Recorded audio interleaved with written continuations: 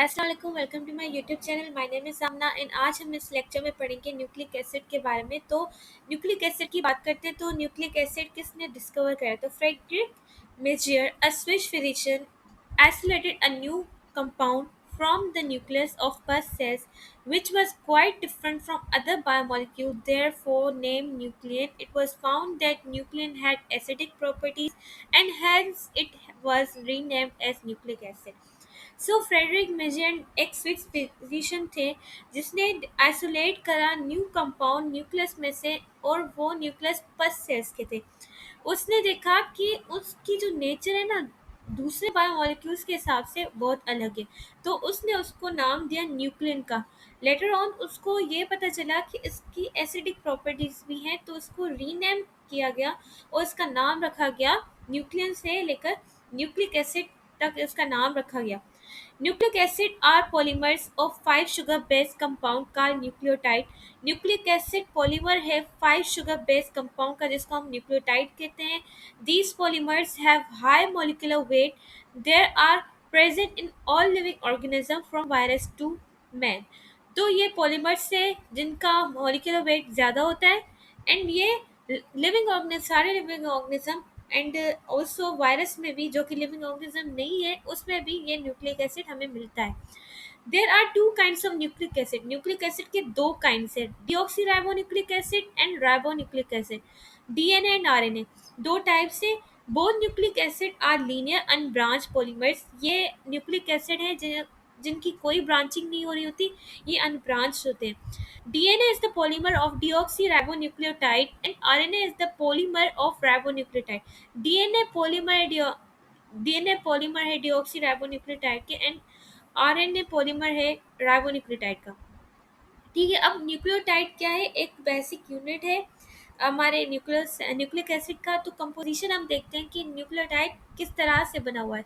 तो nucleotide are the monomers of nucleic acid which is pentose sugar based when a nitrogenous base molecule is attached to its first carbon and phosphate is attached at fifth carbon of pentose sugar as shown below। तो nucleotide की बात करते हैं तो nucleotide किस तरह से बना हुआ है। तो न्यूक्लियोटाइड में क्या चीज़ें आ रही होती है कि एक पेंटोज शुगर आ रहा होता है, एक नाइट्रोजनस बेस आ रहा होता है, एंड दूसरा हमारा आ रहा होता है हमारा फॉस्फेट ग्रुप। तो pentose sugar five carbon containing एक शुगर है जिसको हम पेंटोज शुगर कहते हैं। नाइट्रोजनस बेसिस आ जाते हैं जैसे adenine, guanine, thymine, uracil and cytosine, ये नाइट्रोजनस बेसिस आ जाते हैं। इसमें से कोई भी अटैच हो सकता है, नाइट्रोजनस की वजह से ये बड़े करे होते हैं। एंड दूसरा जो हमारा आ जाता है वो है फॉस्फेट ग्रुप, जो कि अटैच हो रहा होता है फिफ्थ कार्बन के ऊपर, and nitrogenous base first carbon पर अटैच हो रहे होते हैं। ठीक है, यहाँ पर ये फर्स्ट कार्बन है इसका, एंड ये यहाँ पर इसका फिफ्थ कार्बन है। फर्स्ट कार्बन ये वन टू थ्री फोर, और यहाँ पर जो कोना बना हुआ है ना, ये कॉर्नर्स मतलब हमारे हाइड्रोकार्बन में हमारे रिप्रेजेंट कर रहे होते हैं कि यहाँ पर कार्बन है। तो यहाँ पर कार्बन की काउंटिंग करेंगे तो फर्स्ट कार्बन यहाँ है, दूसरा यहाँ, तीसरा यहाँ, चौथा यहाँ पे, एंड पांचवा यहाँ पे। तो फर्स्ट कार्बन पर नाइट्रोजनस बेस अटैच होगा, एंड फिफ्थ कार्बन पर हमारा फॉस्फेट ग्रुप अटैच हो रहा होता है। ठीक है, अब फर्दर बात करते हैं। The nucleotide without phosphate is called nucleoside. Nucleoside हम तब कहेंगे जब हमारा जो फॉस्फेट उसके साथ अटैच नहीं हुआ होता, एंड पेंटोज शुगर एंड सिर्फ नाइट्रोजनस बेस ही अटैच होते हैं, तो उसको हम कहते हैं कि ये nucleoside. The DNA and RNA are made up of four types of nucleotide, which are variable on the basis of nitrogenous bases. There are two groups of nitrogenous bases, that is purine and pyrimidine. DNA and RNA बने हुए होते हैं चार different types of nucleotide के, and ये variable होते हैं on the basis of nitrogenous bases. ये हमारे जो न्यूक्लियोटाइड, जो हमें डीएनए और आरएनए में जो न्यूक्लियोटाइड्स होते हैं बिल्कुल सिमिलर होते हैं। पेंटोज शुगर सारों में होती है, सारों में फॉस्फेट ग्रुप होता है, लेकिन नाइट्रोजनस वाहिद एक चीज़ है जो इन सबको डिफ्रेंशिएट कर रहा होता है, क्योंकि यहाँ पर नाइट्रोजनस बेसिस डिफरेंट टाइप्स के आ जाते हैं। जैसे कि मैंने बताया कि ये adenine, guanine, cytosine, thymine, uracil, ये आ जाते हैं। ठीक है, तो दो ग्रुप से हमारे नाइट्रोजनस बेसिस का, एक है प्यूरिन एंड दूसरा है पैरामिडिन। प्यूरिन है दो टाइप्स हैं प्यूरिन के, एक है एडेनिन एंड दूसरा है ग्वानिन। लेकिन पायरामिडीन जो है वहाँ पर तीन नाइट्रोजनस बेसिस आ जाते हैं, जिसको हम कहते हैं कि साइटोसिन है, थायमिन है, यूरेसिल है। ठीक है, अब प्यूरिन वो लार्ज स्ट्रक्चर होते हैं, डबल रिंग स्ट्रक्चर होती है इनमें, एंड साइटोसिन थायमिन यूरेसिल में एक ही रिंग स्ट्रक्चर होती है। The structure are given below, इनके स्ट्रक्चर दिए हुए हैं। ठीक है, अब मोनोन्यूक्लियोटाइड की बात करते हैं। तो generally nucleotide are found in nucleic acid as polynucleotide, but sometimes a single nucleotide also work independently as mononucleotide. These mononucleotide have extra phosphate group as ATP, adenosine phosphate, or ATP, adenosine triphosphate. Generally nucleotide जो हमें मिलता है हमारे nucleic acid में as polynucleotide, हमारे जो होते हैं न्यूक्लिक एसिड हो या पॉलीन्यूक्लियोटाइड, बात ही एक ही है। तो वहाँ पर जो न्यूक्लियोटाइड्स होते हैं वो समटाइम मतलब वहाँ पर अटैच हो रहे होते हैं, मतलब ऐसे लीनियरली स्ट्रक्चर में, ऐसे अनब्रांचिंग स्ट्रक्चर में हो रहे होते हैं। लेकिन कुछ न्यूक्लियोटाइड ऐसे होते हैं जो सिंगली मौजूद होते हैं। तो जब सिंगली मौजूद होते हैं एंड इंडिपेंडेंटली वो काम कर रहे होते हैं, तो उसको हम कहते हैं कि वो मोनोन्यूक्लियोटाइड है। उनके पास एक्स्ट्रा फॉस्फेट ग्रुप होता है, एडेनोसिन डाइफॉस्फेट होता है। इसको हम कह सकते हैं कि यहाँ पे दो फॉस्फेट ग्रुप आ रहे हैं, एंड एडेनोसिन ट्राइफॉस्फेट जहाँ पे तीन फॉस्फेट आ रहे हैं, यानी कि यहाँ पर एक्स्ट्रा फॉस्फेट ग्रुप आ जाता है। एंड एटीपी वर्क करता है कि वो energy storing and carrying and energy providing molecule है।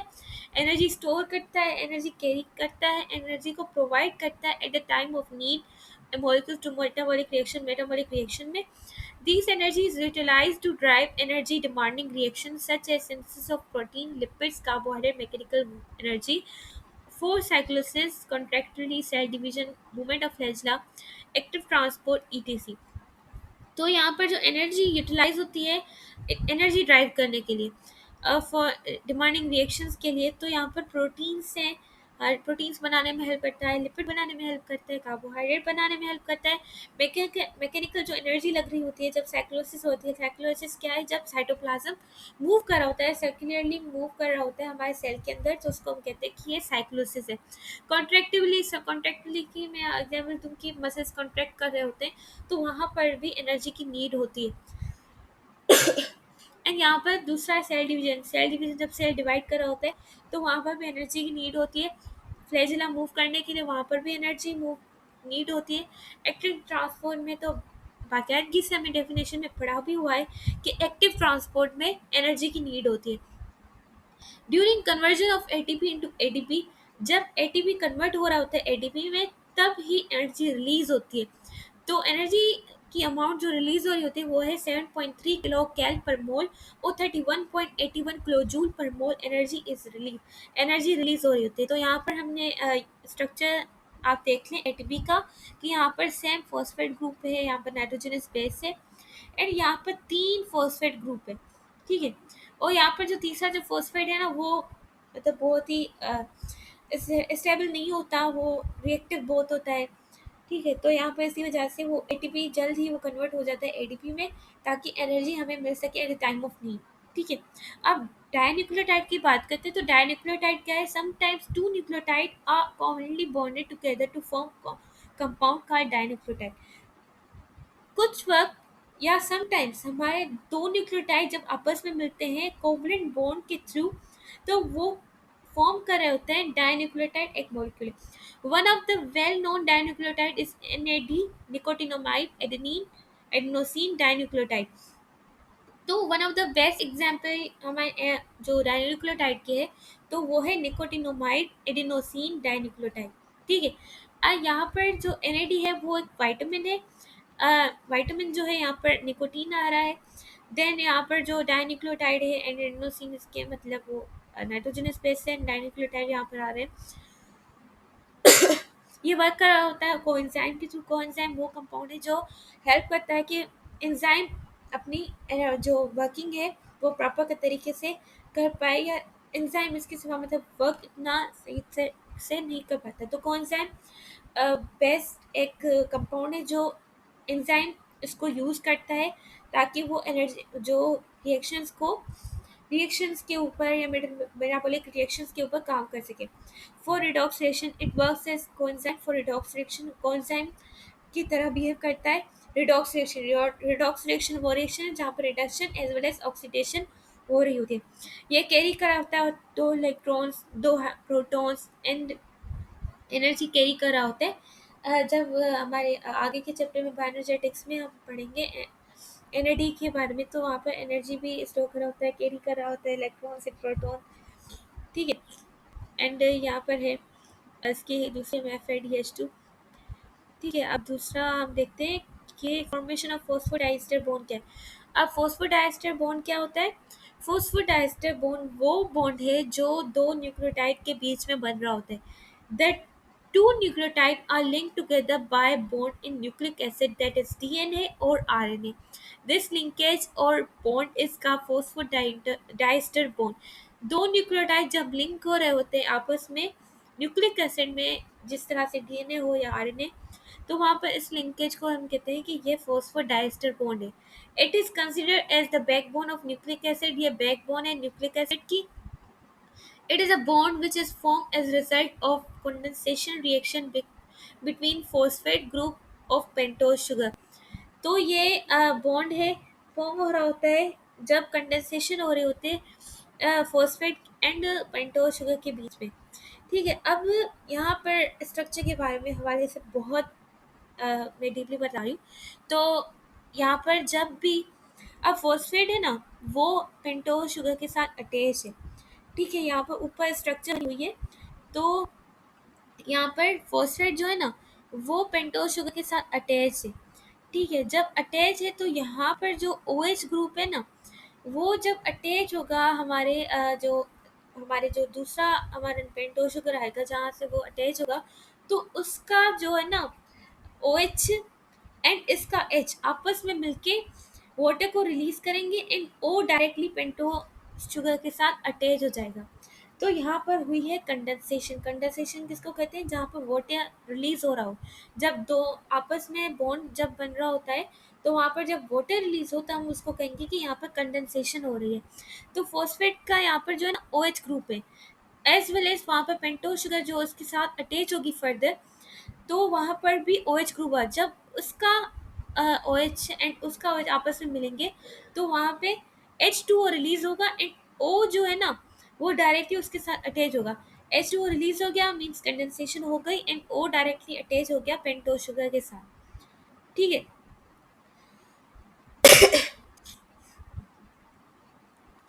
तो pentose, so it is defined. It is a bond which is formed as a result of condensation reaction between phosphate group and pentose sugar। Condensation product है phosphate group and pentose sugar के बीच में।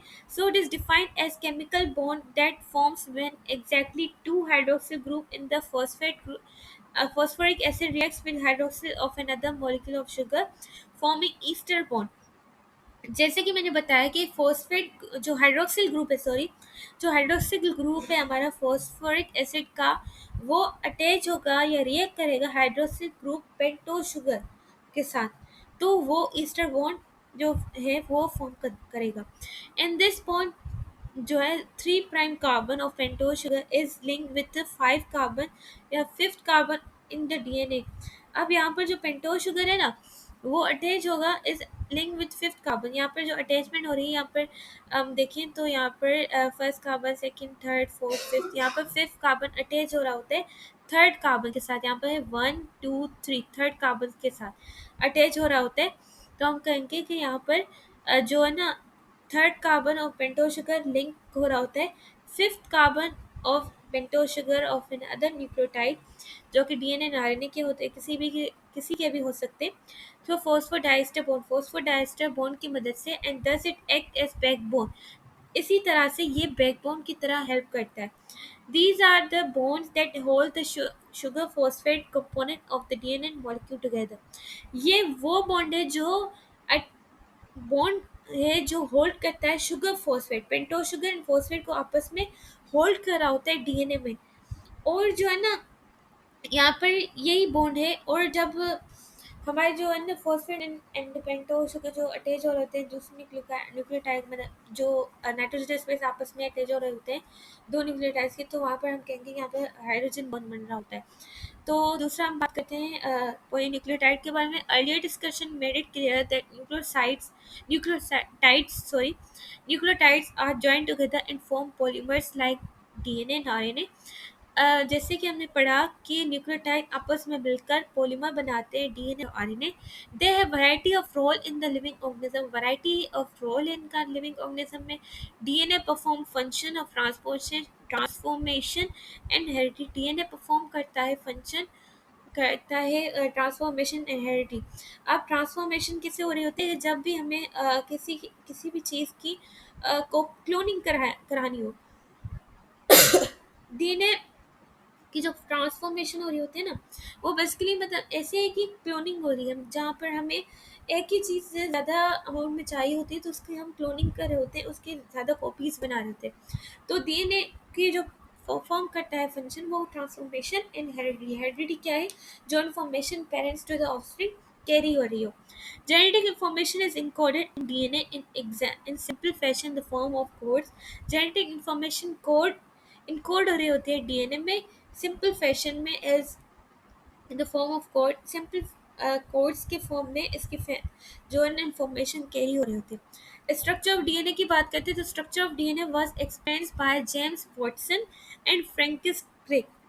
James Watson and Francis Crick ने structure DNA की बताई थी by making model को बनाते हुए एंड प्रपोज ये करा या ये बताया उन्होंने the DNA is double helical structure. DNA double helical structure है एंड ईच हेलिक्स बना हुआ होता है चार डिफरेंट टाइप्स ऑफ न्यूक्लियोटाइड्स के।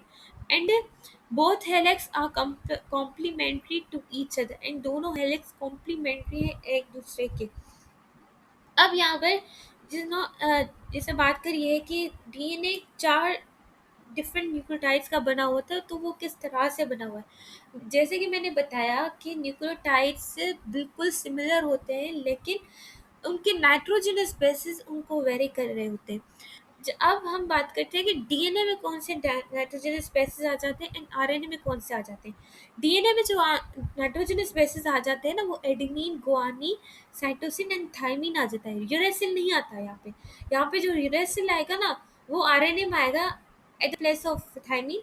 आरएनए में कैसे होगा कि एडेनिन जो डीएनए में था वो आरएनए में होगा। जो है ना, ग्वानिन भी सेम वही डीएनए की तरह होगा, साइटोसिन होगा, लेकिन वहाँ पर आरएनए में यूरेसिल होगा एंड डीएनए में थाइमिन होगा। तो इसी वजह से यहाँ पर जब चार डिफरेंट हमारे नाइट्रोजनस बेसिस सॉरी आ रहे हैं हमारे डीएनए में, तभी हम कहेंगे कि यहाँ पर चार डिफरेंट टाइप्स न्यूक्लियोटाइड्स के आ रहे हैं। Both helix are complementary to each other, दोनों हेलिक्स दूसरों के कॉम्प्लीमेंट्री है। That is, one if one helix contain adenine, then opposite or complementary helix will contain thymine. अब यहाँ पर जो हेलिक्स है ना, वो कॉम्प्लीमेंट्री है, मीन्स एक दूसरे के अल्टरनेट मतलब हो रहे होते हैं। तो एक हेलिक्स में जब एडेनिन होगा तो उसी हेलिक्स बस दूसरी साइड उसका होगा हमारा थायमिन। तो यहाँ पर जो अब मैं आपको नाइट्रोजनस की कॉम्बिनेशन का बता दूं कि एडेनिन हमेशा अटैच होगा थायमिन के साथ डीएनए में, एंड आरएनए में एडेनिन हमेशा अटैच होगा यूरेसिल के साथ, एंड वो बना रहा होगा डबल बॉन्ड। सही है। दोनों एडेनिन थायमिन या एडेनिन यूरेसिल के बीच में डबल बॉन्ड बन रहा होता है, एंड वो डबल बॉन्ड हाइड्रोजन बॉन्ड होता है, कोवलेंट बॉन्ड नहीं होता है। ये मिसकंसेप्शन है। ये डबल बॉन्ड कोवलेंट बॉन्ड को शो कर रहा है, नहीं, डबल बॉन्ड हाइड्रोजन बॉन्ड को शो कर रहा होता है। एंड साइटोसिन ग्वानिन की बात करें तो साइटोसिन जब भी हमेशा अटैच होता है ग्वानिन के साथ, एंड ग्वानिन हमेशा अटैच होता है साइटोसिन के साथ, एंड दोनों के बीच में ट्रिपल हाइड्रोजन बॉन्ड बन रहा होता है। ओके, अब फर्दर बात करते हैं। Will contain thymine where cytosine is complementary to guanine. Each helix consists of two parts: an upright made up of deoxyribose sugar and phosphate, and rung made of nitrogenous bases. And यहाँ पर जो DNA है, यहाँ पर जो DNA बना होता है वो डिऑक्सीराइबोस शुगर एंड फॉस्फेट का बना होता है अपराइट। अपराइट कहते हैं कि यहाँ पर जो साइड जो स्ट्रैंड्स बनी हुई है यहाँ पर, तो इसको हम कहते हैं कि अपराइट है, जहाँ पर डिऑक्सीराइबोस शुगर एंड फॉस्फेट ग्रुप आ रहे हैं। एंड यहाँ पे जो रंजिस है ना, ये रंजिस यहाँ पर ये इस तरह से सीधा सीधा जो नाइट्रोजनस बेसिस हम दिखा रहे हैं, तो ये रंजिस बना रहे हैं। जैसे सीढ़ियाँ होती है ना, सीढ़ियों की साइड वाली जो होती है उसको हम कह रहे हैं कि ये अपराइट है, और जो पैर रखने वाली जो चीज़ होती है उसको हम कहते हैं कि ये रंजिस है। अब आगे बात करते हैं, तो both helix are held together by hydrogen bond due to which zipping and unzipping of both helix occur by making and breaking of their hydrogen bond. Both helix are held together by hydrogen bond. दोनों helix attach होते हैं hydrogen bond के मुताबिक। तो मैंने जिस तरह से मैंने बताया कि यहाँ पर नाइट्रोजनस बेसिस है एंड नाइट्रोजनस बेसिस के बीच में हाइड्रोजन बॉन्ड होता है, कोवलेंट बॉन्ड नहीं होता। सही है। तो यहाँ पर ये दोनों हेलिक्स अटैच होते हैं आपस में हाइड्रोजन बॉन्ड की मदद से। एंड जो यहाँ पर अपराइट है हमारा, या जो स्ट्रैंड्स है वो फॉस्फोडाइस्टर बॉन्ड की मदद से अटैच होते हैं। ठीक है। Due to which unzipping जिपिंग unzipping हो रहे होते हैं हमारे हेलिक्स में। जब भी कॉपी हो रही थी, जब आरएनए बन रहा होता है of both helix occur by making and breaking of the hydrogen, and वो zipping and unzipping होती है जब हाइड्रोजन ब्रेक हो रहे होते हैं या बन रहे होते हैं। both helix are opposite in direction, that is one chain runs from 5 prime to 3 and downward, whereas other chain runs from 3 to 5 prime upward direction। तो यहाँ पर 5 प्राइम एंड 3 प्राइम स्ट्रेंड है, 3 टू 5 प्राइम है। तो यहाँ पर ये बना हुआ है कि यहाँ पर 5 प्राइम है, यहाँ पर 3 प्राइम है, एंड यहाँ पर 3 प्राइम है, यहाँ पर 5 प्राइम है। अब यहाँ पर जो देखा जाए तो ऊपर से हम देखें तो यहाँ पर फिफ्थ कार्बन पे फॉस्फेट आ रहा है, एंड यहाँ पर देखा जाए तो यहाँ पर थर्ड कार्बन पे हमारा फॉस्फेट आ रहा है। यहाँ पर अगर देखा जाए 1 कार्बन, 2 कार्बन, 3 कार्बन, 4 कार्बन, यहाँ पर 5 कार्बन। ठीक है। यहाँ पर देखिए हम, तो यहाँ पर 1 कार्बन, यहाँ पर जो है ना 1 कार्बन, एंड ये 1 कार्बन यहाँ पर है, 2 कार्बन यहाँ पर है, एंड 3 कार्बन यहाँ पर है। यहाँ पर 3 कार्बन पे ही हमारा फॉस्फेट ग्रुप अटैच है। तो यहाँ पर 5 प्राइम है, यहाँ पर 3 प्राइम आ रहा है। एंड यहाँ पर नीचे से देखेंगे तो यहाँ पर हमारा जो आएगा ना वो थर्ड कार्बन पे हमारे फॉस्फेट आ रहा है जब हम नीचे से देखेंगे। ठीक है। तो यहाँ पर तभी स्ट्रेट्स के नाम 5 प्राइम एंड 3 प्राइम का दिया गया है। ऊपर से 5 एंड 3 प्राइम होगा, नीचे से 3 एंड 5 प्राइम होगा। And distance between two helix remain same from one end to another and that 20 angstrom. And दो हेलिक्स के बीच में जो डिस्टेंस होता है वो 20 एक्सट्रोम होता है। एंड ईच टर्न डुप्लेक्स में 10 बेस पेयर्स आ जाते हैं। ईच टर्न में हमारे 10 बेस पेयर आ जाते हैं।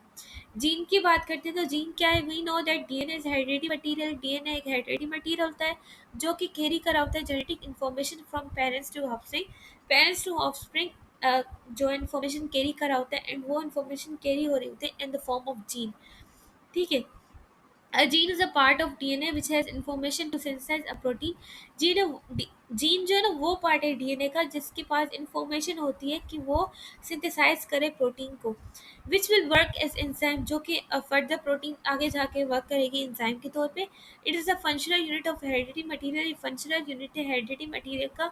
The gene gives instruction for developing character like eye and hair color, for producing enzyme by producing enzyme बनाते हुए जो जीन्स है ना वो मतलब हमारे डिफरेंट करेक्टर्स भी हमें दे रहे होते हैं। जिस तरह हमारे आई का कलर क्या होगा, हमारे स्किन का कलर क्या होगा, हमारे हेयर का कलर क्या होगा। Genetic information flow in cell from DNA to mRNA then to cytoplasm. Genetic information कैसे फ्लो कर रहे थे कि जेनेटिक इन्फॉर्मेशन पहले डीएनए से आरएनए तक जाती है, देन आरएनए से पूरे साइटोप्लाज्म में जा रही होती है। ठीक है। 3 प्रोसेसेस हमारे प्रोटीन सेंसेस के लिए। पहला है ट्रांसक्रिप्शन, दूसरा है ट्रांसलेशन। ठीक है। तो यहाँ पे पहला जो है ना वो है ट्रांसक्रिप्शन। यहाँ पे इस स्टेप में जो है ना transformation of gene is copied in the form of RNA. जो इन्फॉर्मेशन है जीन की वो कॉपी होती है फॉर्म आरएनए की फॉर्म में, दैट इज एमआरएनए। जो मैसेजर आरएनए, आरएनए के अब 3 टाइप्स आ रहे हैं ना, mRNA, messenger RNA, tRNA transfers RNA, and ribosomal RNA rRNA. तो जो इन्फॉर्मेशन कैरी होती है डीएनए से लेकर आरएनए में वो एमआरएनए कैरी कर रहा होता है, which carries information from nucleus to ribosome in the form of genetic code।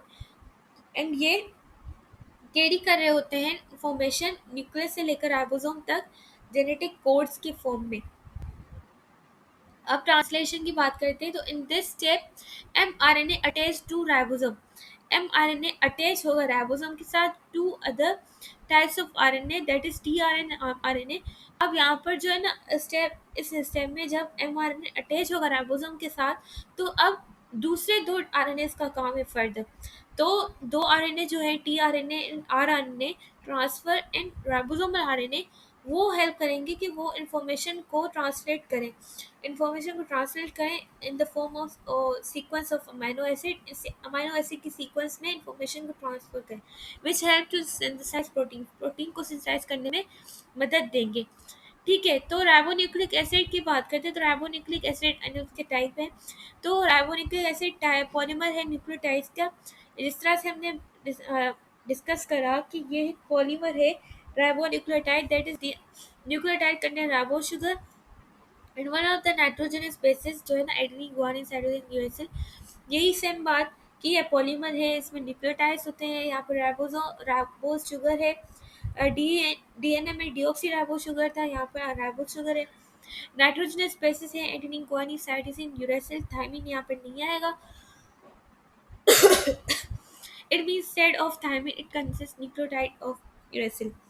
यहाँ पर यह भी लिखा गया है जैसे कि मैंने आपको बताया कि थायमिन की जगह पर यहाँ पर यूरेसिल है न्यूक्लियोटाइड की फॉर्म में। DNA is a heredity material while RNA helps in protein synthesis। DNA hereditary material है and RNA help करेगा प्रोटीन सिंथेसिस में। therefore there are three types of RNA। तीन टाइप्स है हमारे RNA के, messenger RNA। it consists of single strand that it length depend upon the size of gene।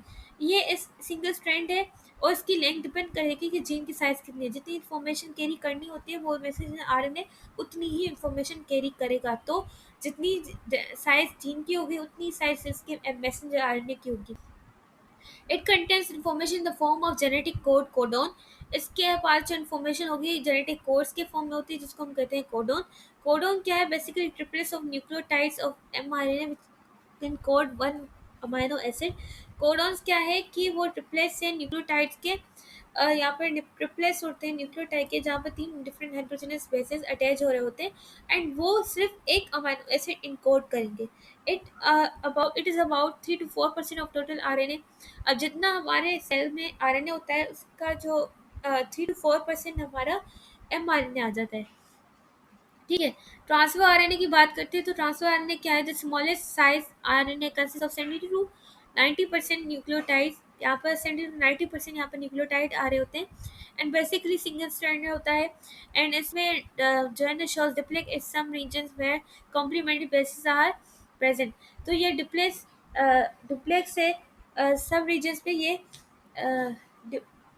Duplex वगैरह show करेगा जहाँ पर कॉम्प्लीमेंट्री बेसिस प्रेजेंट होते हैं। यहाँ पर एंटी कोडॉन्स होते हैं of genetic codes as its complementary form.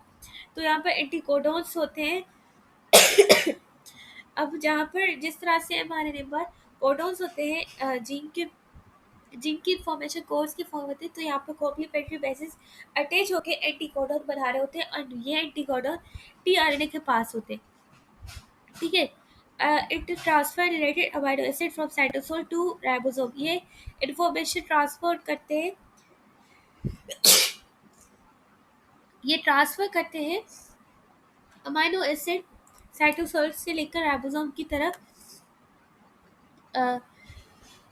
जो है ना यहाँ पर आगे बात करते हैं देयर आर 60 नंबर हमारे human cell contain 45 different types of tRNA. ये 60 नंबर्स होते हैं while इस 45 टाइप इसके ह्यूमन में आ जाते हैं।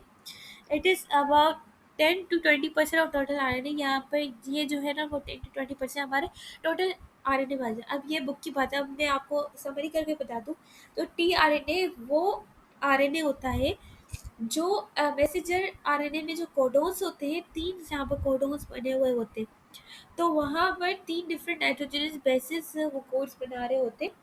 तो जो टीआरएनए है ना, टीआरएनए उसके पास एंटी कोडोन होते हैं, मीन्स वहाँ पर कॉम्प्लीमेंट्री नाइट्रोजनस बेसिस अटैच होंगे। जिस तरह से अगर mRNA में एडेनिन गुआनिन साइटोसिन है तो वहाँ पर कॉम्प्लीमेंट्री अटैच होगा। जैसे एडेनिन के ऊपर जहाँ पर कॉम्प्लीमेंट्री एंटी कोडोन आएगा तो वहाँ पर यूरेसिल आ जाएगा एंड यहाँ पर साइटोसिन की जगह पर गुआनिन आ जाएगा, गुआनिन की जगह पर साइटोसिन आ जाएगा। तो एंटी कोडोन एंड कोडोन में ये फ़र्क हो रहा होता है। ठीक है। जब और ये एंटीकोडोन तीनों मिलकर उनके हेड पर एक अमाइनो एसिड कैरी करे होते हैं। जैसे जैसे एंटीकोडोन कोडोन के साथ मिल रहे होते हैं तो अमाइनो एसिड भी हेड के ऊपर जो लगा होता है वो भी अमाइनो एसिड एक दूसरे के साथ अटैच होते जाते हैं। तो इसी वजह से अमाइनो एसिड की एक चेन बनती जाती है। ठीक है। फर्दर फर्दर बात करते हैं तो राइबोसोमल आरएनए क्या है। राइबोसोमल आरएनए प्रेजेंट होता है राइबोसोम के अंदर। और ये लार्जेस्ट साइज है हमारे सेल के अंदर आरएनए की। ठीक है। ये 80% टोटल आरएनए का है। ये इन्वॉल्व होता है पेप्टाइड लिंकेजेस में during protein synthesis. Peptide linkages में हेल्प कर रहे होते हैं प्रोटीन सिंथेसिस, क्योंकि यहाँ पर जैसे ही मैसेंजर आरएनए डायरेक्ट राइबोसोम के पास आता है एंड टीआरएनए भी डायरेक्ट राइबोसोम के पास ही आता है। तो राइबोसोम के अंदर जो आरएनए होता है वो राइबोसोमल आरएनए होता है। तो इसी वजह से ये पेप्टाइड लिंकेजेस में मदद दे रहा होता है। आई होप आपको ये लेक्चर समझ आया होगा।